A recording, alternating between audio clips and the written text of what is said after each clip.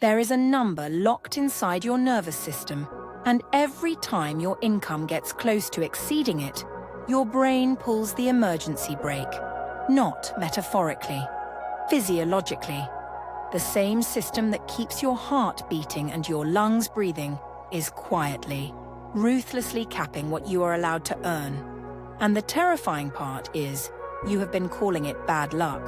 Psychologists call this phenomenon an income thermostat. Just like the device on your wall, it has a set point. When the temperature drops below it, the heat kicks on.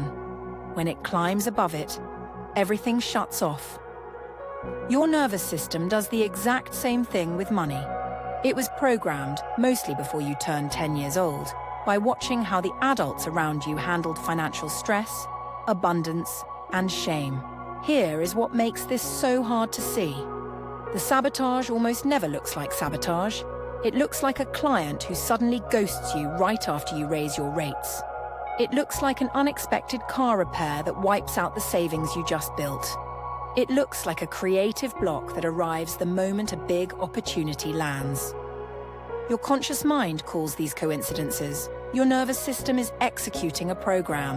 The mechanism behind this is called upper limiting, a term coined by psychologist Gay Hendricks. But the neurological roots go even deeper than his framework. When you experience more success than your nervous system considers safe, it registers that expansion as a threat, not a reward. A threat. Your amygdala, the brain's ancient alarm system, cannot distinguish between the danger of a predator and the danger of out-earning your father. To it, both feel like survival is at stake. Think about what you witnessed growing up.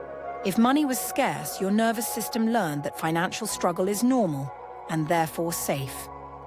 Normal equals predictable, and predictable equals survivable. If you watched a parent become distant or stressed or absent when they worked hard to earn more, your wiring quietly concluded that success costs something unbearable. These are not conscious beliefs you can simply argue yourself out of. They are encoded in your threat response circuitry. This is why reading books about mindset often does not move the needle. You can recite affirmations in the mirror until you lose your voice, and the thermostat will still cut the heat above a certain dollar amount. Because the problem was never what you think. It was never a lack of strategy, a lack of hustle, or a lack of information. The set point was established at the level of the body, and that is exactly where it has to be changed. Researchers studying somatic psychology have found that the body stores emotional memory in patterns of muscular tension and nervous system activation. When a situation triggers an old threat, the body responds first, faster than thought. That sudden fatigue you feel before a sales call, the headache that arrives on Sunday night before a big week, the restless sleep the night before you are supposed to pitch your largest client ever. These are not random. They are your thermostat, working exactly as programmed. The number locked inside you is specific. It might be $40,000 a year, because that is what your household earned growing up and safety felt like. It might be just below 6 figures, because the only person in your family who crossed that line got divorced, got sick, or got cut off from the people they loved. Your brain absorbed that data and wrote a rule. Do not go there. And it has been enforcing that rule ever since with impressive creativity. So what actually works? The research points to 3 things. First, you have to name the number. Sit down, look at your income history over the last 3 to 5 years, and find the ceiling. It is usually obvious once you look. There is a level you consistently approach, and then the story always changes. Naming the pattern breaks the unconscious spell. What was invisible becomes visible, and what is visible can be worked with. Second, you have to find the original rule, not intellectually, but somatically. When you picture earning significantly more than your set point, where do you feel the resistance in your body? A tightening in the chest? A dropping sensation in the stomach? That physical signal is the bookmark.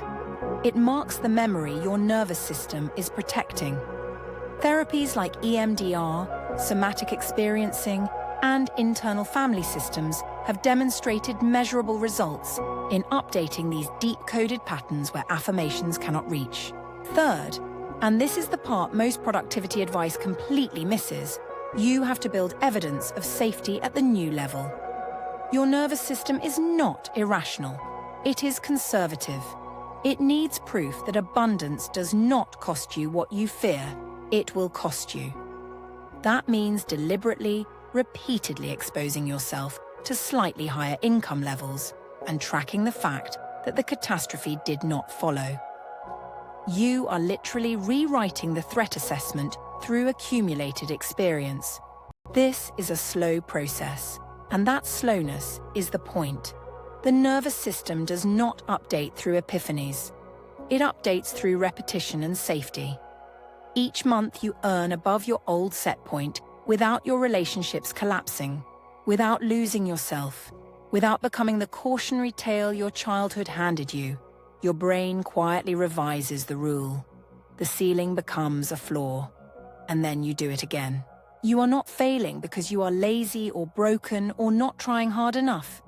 You are failing because you are succeeding at following a rule you did not consciously choose, written by experiences you mostly cannot remember, enforced by a nervous system doing exactly what it was built to do, keep you inside the boundaries of what it has decided is survivable. The work is not to hustle harder against that rule. The work is to change it. And unlike your childhood, that part is actually up to you.